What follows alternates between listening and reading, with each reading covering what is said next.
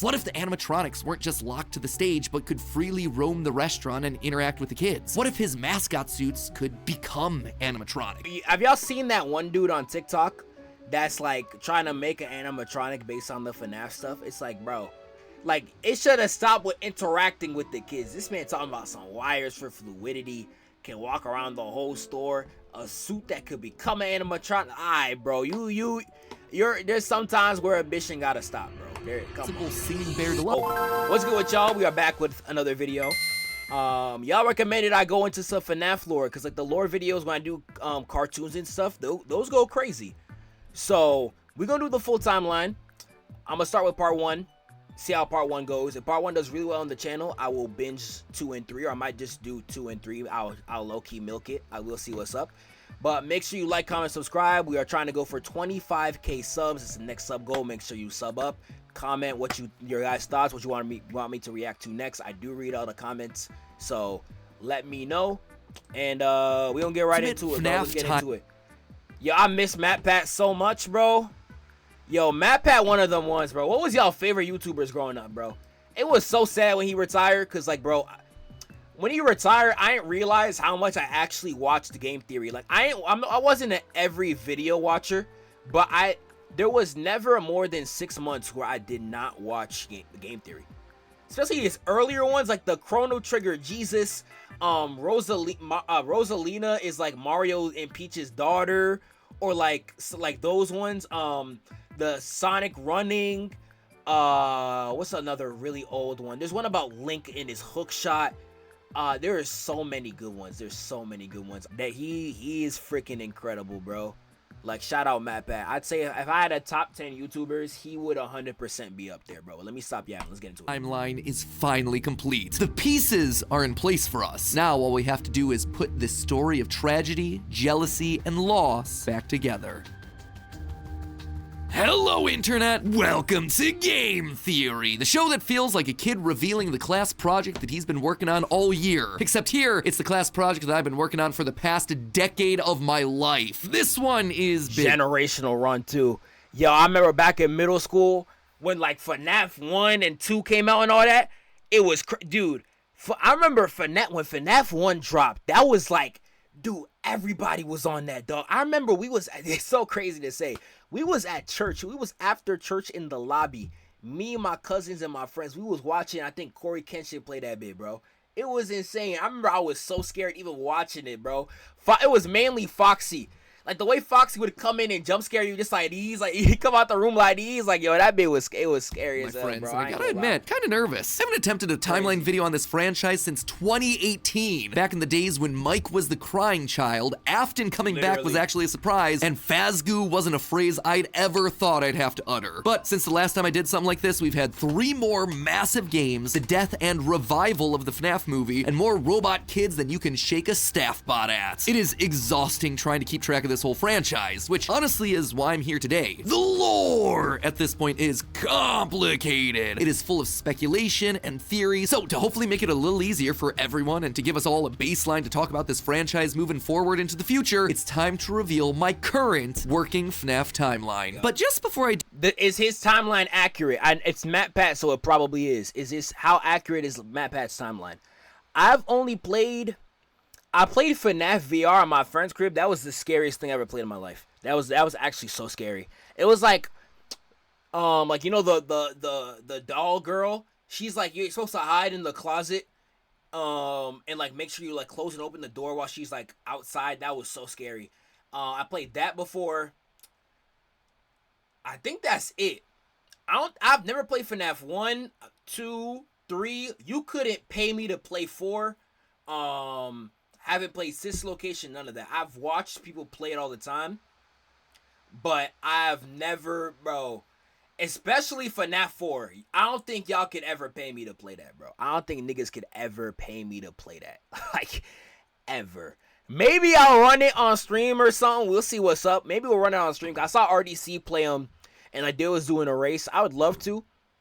If y'all down, like I'll get like some other creators. I'll like race against them. I can play like 1 and 2 and 3. 4, I'm not gonna lie, I'm gonna have to have like my girl here or something. I have to hold her hand the whole time. Like that dude. 4, hell nah, bro. Dude, I just want to explain a couple of things. First, this timeline is massive. Seriously, it is huge. What's your price? This thing A band. Y'all get me a band. Or like, I don't know, maybe a sub goal or something. Like, I'll make like a sub goal, like 200 subs. I'll do a FNAF run through, bro. Over any video project we have ever done on the channel. But when you look at the totality of this franchise, the story of FNAF really boils down to the story of one man, William Afton. His successes, his failures, his rise to becoming co-owner of one of the most successful restaurant franchises in the world, and his eventual fall to the monsters he helped to create, only to then be reborn in a new digital form later. That's why I've decided to split this timeline into 3 main chunks: the Foundation of Freddy's, how the business started and how it came into being; the Afton era, William's decades-long murder spree; and post-Purple Guy, basically modern FNAF, everything that happens after the Pizzeria Simulator fire. And because there are lots of new big revelations in this thing that seemingly come out of nowhere, as well as just points I want to talk about further, I decided to dedicate 1 episode to each chunk. I originally wanted it to be one seamless, continuous video, but it just felt incomplete without some sort of explanation at the end of each one. Once this whole thing's done, I promise I'm gonna merge all the narrative bits into one massive video so you can just skip my explanations. But for now, this just felt like the best, most satisfying, most complete way to do this. That being said, this is still about the story, the broad strokes of the franchise. So in order to make sure that you guys know that I'm not just pulling answers out of thin air, not only am I discussing some of the more controversial bits at the end of each chunk, we're also putting in a handy little graphic in the bottom left-hand corner of the screen, which will show thumbnails, video titles, books, and any other citations that we need throughout the video. So if you wish to understand let's go run that deep. Specific that, statement bro. in more detail, I might skip if he's gonna keep explaining. Like, I understand. Shout out MatPat, but I might skip till he starts. Let's get into it. who slowly descended into madness.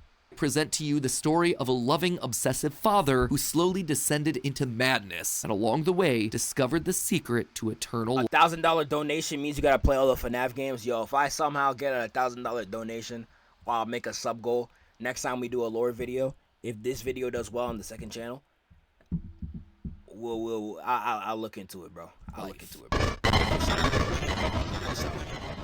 Our story begins not in the 1980s, or even in the 1970s, but all the way back in the 1930s. It was the throes of the Great Depression, and people were in desperate need of cheap entertainment, especially in Utah, one of the states hit hardest, 4th highest unemployment in the nation, and full of transients. People looking for work in Salt Lake, finding none, and ultimately moving on to find their fortunes out in California. People were tired and they were hungry, but as they traveled, there was one thing that could lift their spirits: a simple roadside attraction called Fredbear's Singin' Show. The ads were plastered all over town, featuring an start with the pizzeria? Oh shoot, what the heck? Bear drawn in the popular pie-eyed cartoon style for characters at the time. He resembled cartoons like Mickey Mouse, Felix the Cat, Betty Boop. It immediately said that this, Fredbear's, was a place where you could bring the family. And the price, honestly, couldn't be beat. For 50 cents, you could get food and entertainment as you watched the local trained real-life dancing bear perform on stage. Normally, you only got to see dancing bears at large traveling circuses like Barnum and Bailey, where the tickets would go for I never even knew it ran this deep. I did not know it ran this deep. Okay, FNAF. Damn, okay. About $1. That's $1 without food. But this was a smaller show, like the type from the Vaughn brothers or the Robbins brothers, where tickets would sell for just a mere 50 cents. Watching that bear do tricks on stage brought a glimmer of joy at a time when so much was wrong with the world. The simple show would go on for years, bringing happiness to hundreds of travelers passing through looking for a quick meal. But it left a permanent impression on one little boy, capturing his imagination in a way that nothing else had. One little boy named Billy. That was his nickname at least, but his parents liked to call him William Afton. The bear could dance, it could sing. For decades, William dreamed of recreating that moment of bringing a musical bear to life, but how? William was smart, without a doubt, and he had a keen mind for business, but he wasn't the most creative. How do you make a singing, dancing bear come to life? The best he could do was using rudimentary costumes. William was inspired by the work of Walt Disney, who throughout the 50s and 60s was pioneering the use of mascot suits throughout his theme park. The big innovation? Suits with 5 fingers. This allowed the performers wearing the suits to use their natural arms and hands to interact with the guests, as opposed to the older models where the arms would just hang limply by their sides. Finally, with a simple mascot suit, he would be able to realize his childhood dream. That had to be an event. That's like, I know that obviously everything has to be invented, but like y'all didn't have costumes that had movable arms. You telling me niggas was in costumes and their arms were just limping? I feel like, what? I don't know how, like, I feel like if niggas had clothes for thousands of years, I don't think a costume would be that dip. I don't know.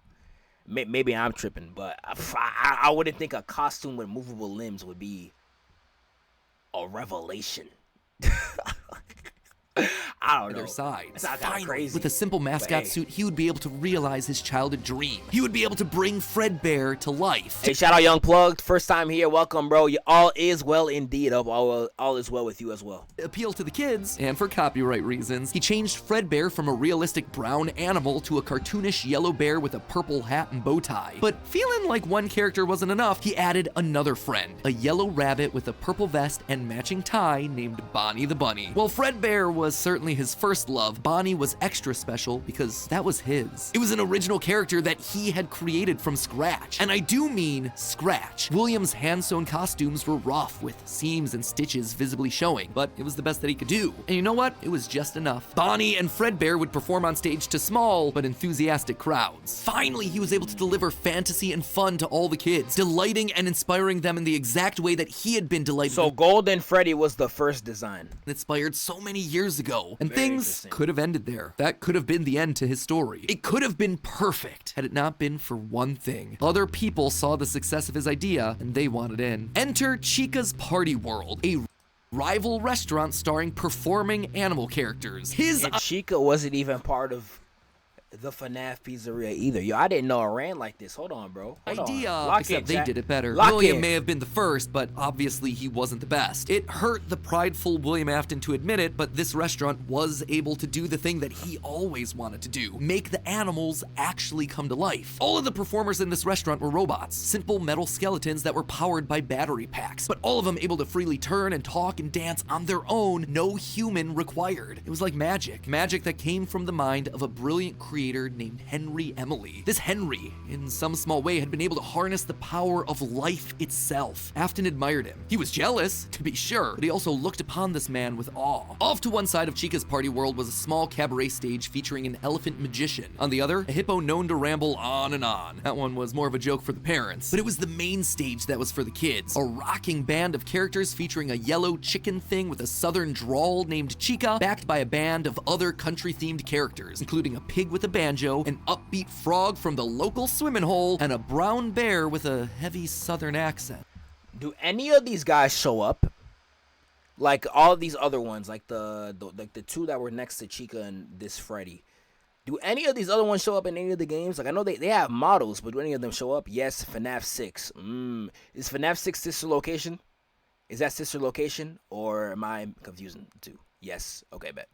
Wait, a bear? But bears were his animals. Why not a cow or a horse? Something to fit the country theme a bit better. Why'd it have to be a bear? And adding insult to injury, they had the nerve to call this thing Ned Bear, a direct copy of his own Fredbear. Whoops, that's gonna leave a mark. No, that was not okay. Afton's jealous admiration turned to hardened bitterness. A bitterness that would only grow over the next couple of years as families continued to choose Chica's Party World over Fredbear's. William just couldn't compete with the appeal of the robots. Eventually, his restaurant would go bankrupt, only to get bailed out by, of course, Henry Emily. Another insult, another humiliation that William wouldn't soon forget. 1979. Despite being bitter, Afton couldn't deny that what came next was a period of massive success and expansion. With the two franchises now merged into one, it was the best of both worlds. Afton's ideas with Henry's robotic expertise. The two men decided to launch under a new name, Fredbear's Family Diner, a pizza chain that would eventually come to feature a mix of humans in performing suits as well as on-stage animatronics. They decided to stick with Fredbear as the headliner, considering the yellow bear was easily identifiable as a brand and because he was the original performing animal mascot. Afton appreciated that. This new restaurant would also see a mix of characters as the two franchises merged into one, with Pig Patch and Happy Frog performing right alongside Fredbear and Bonnie. And as part of this one big Fredbear family, they even got themselves official merch that were released, ranging from masks to magnets. The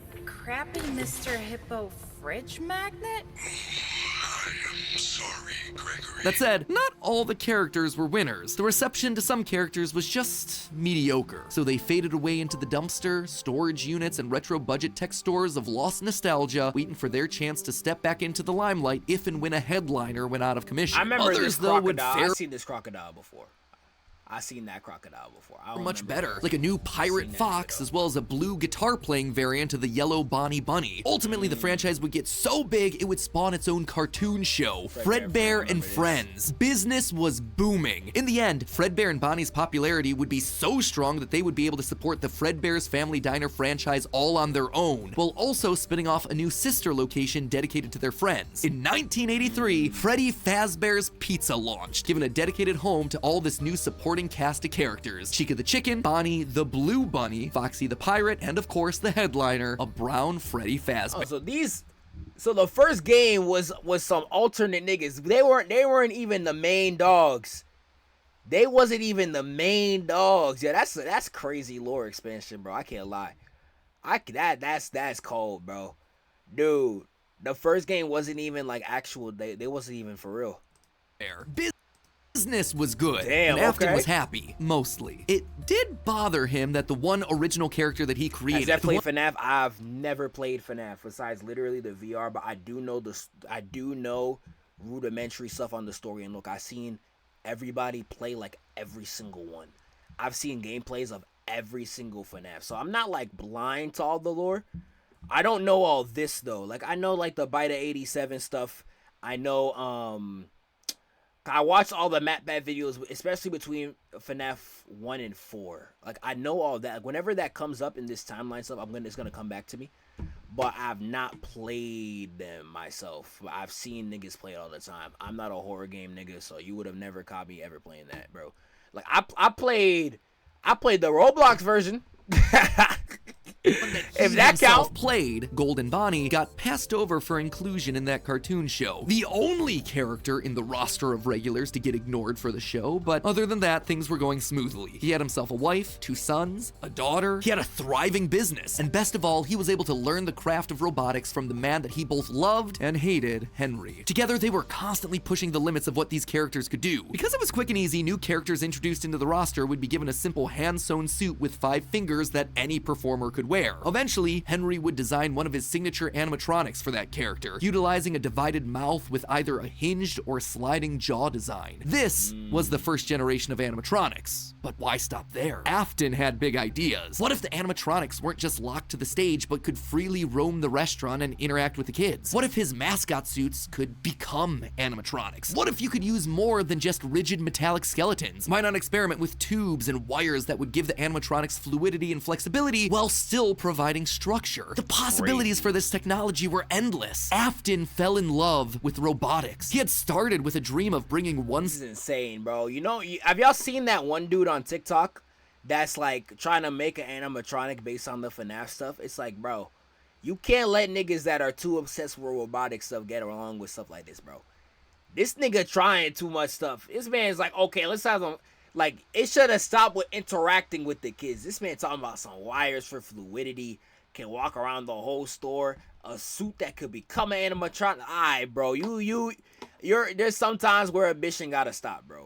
Come simple on, man. singing bear to life, but with Pandora's robots, box he had for stumbled real. across the tools that gave him the ability to control life itself. And thanks to Henry, he was practically speedrunning his way to an engineering degree. And while William wouldn't admit it out loud, one other thing that kept pushing him forward was the desire to beat his former rival, to prove himself smarter and more capable, to surpass the man who everyone else considered to be a visionary genius. But pride cometh before the fall, and tragedy was about to strike. Okay, so that brings us to the end of part 1 of the story. That said, at the end of each of these chunks, I want to break down some of the logical leaps that I made, since the more narrative format doesn't give me much of a chance to justify a lot of the big decisions. And admittedly, there are some large leaps in here. Let's just start off with Fredbear's Singing Show, shall we? We know, based on the retro poster that was hidden in Security Breach, that at least at one point, Fredbear was an actual bear. But y'all said this was 1960 and not 1930, right? Y'all said that was a year that he made a mistake on, which does make sense.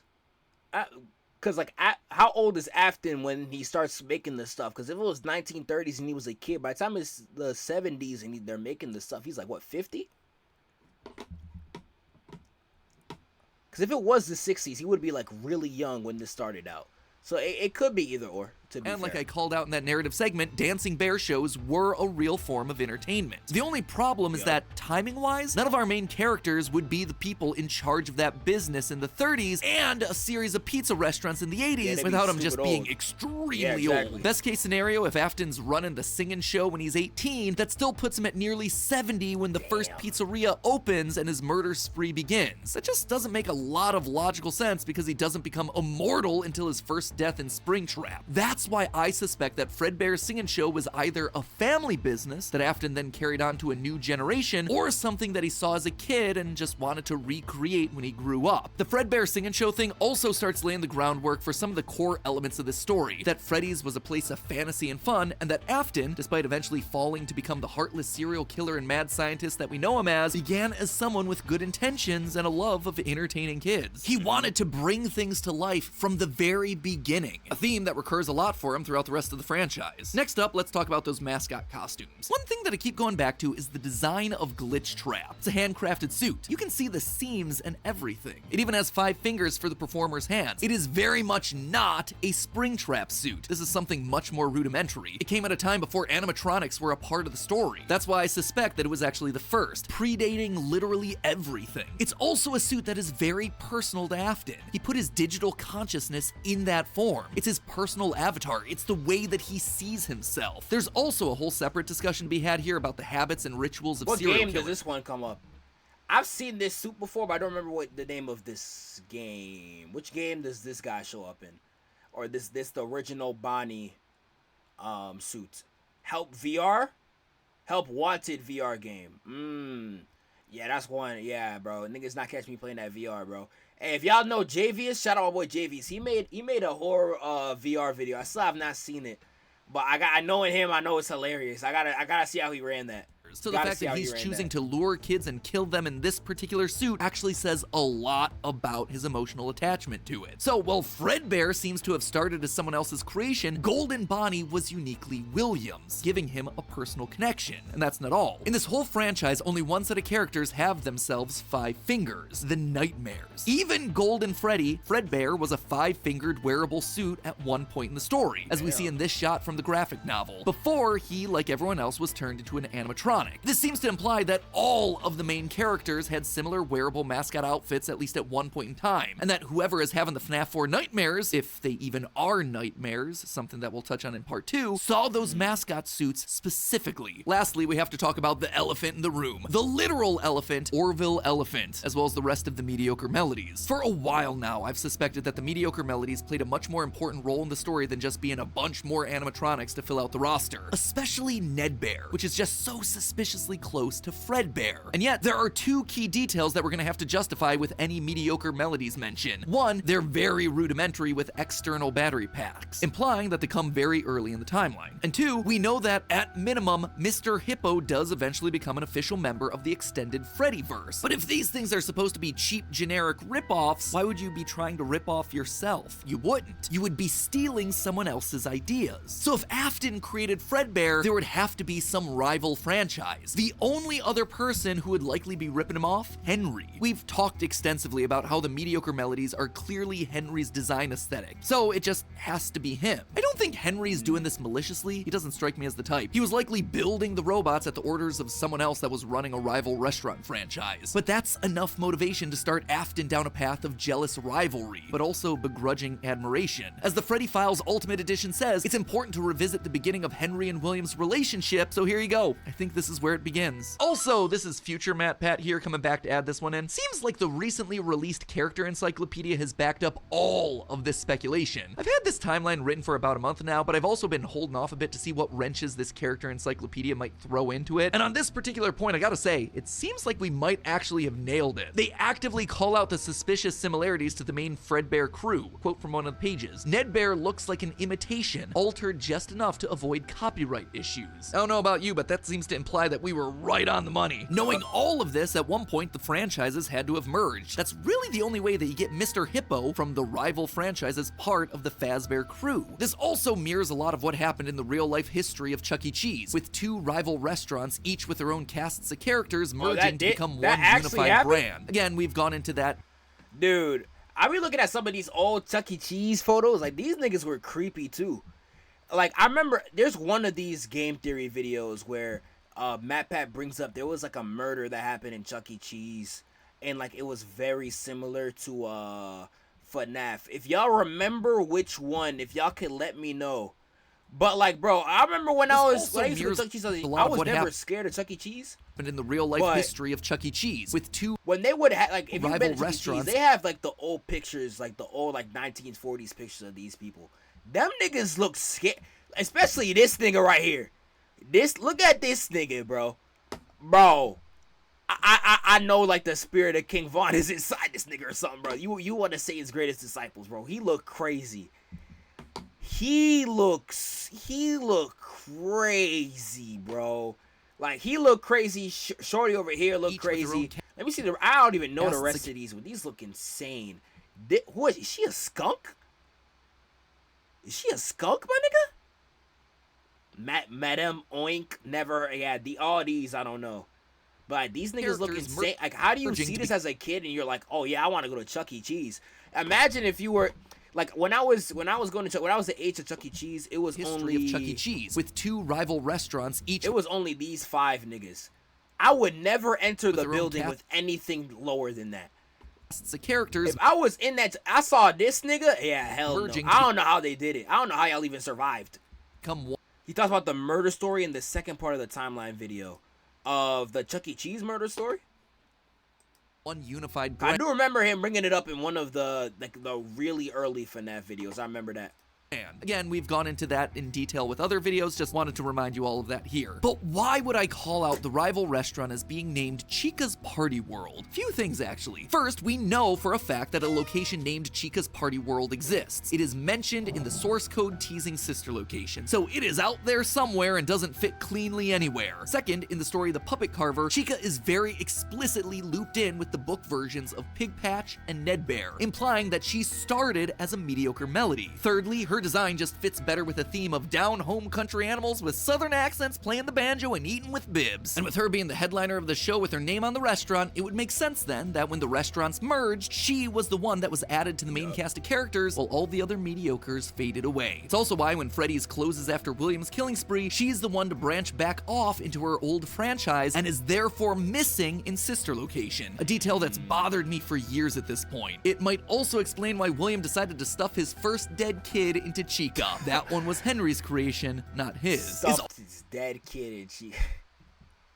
Yo, there's clearly more we gotta go see, man. Goddamn. All of this a big leap? Yeah. Is it connecting a lot of dots that are very spread out across the franchise that I've been holding on in the back of my mind for years? Absolutely. But I think it makes sense. Someone said this timeline outdated. Is it actually? I mean, knowing FNAF, like every single time MatPat thought he had it down, Scott Coffin was like, yeah, nah, bro. So I don't know if there's a more accurate one that MatPat made.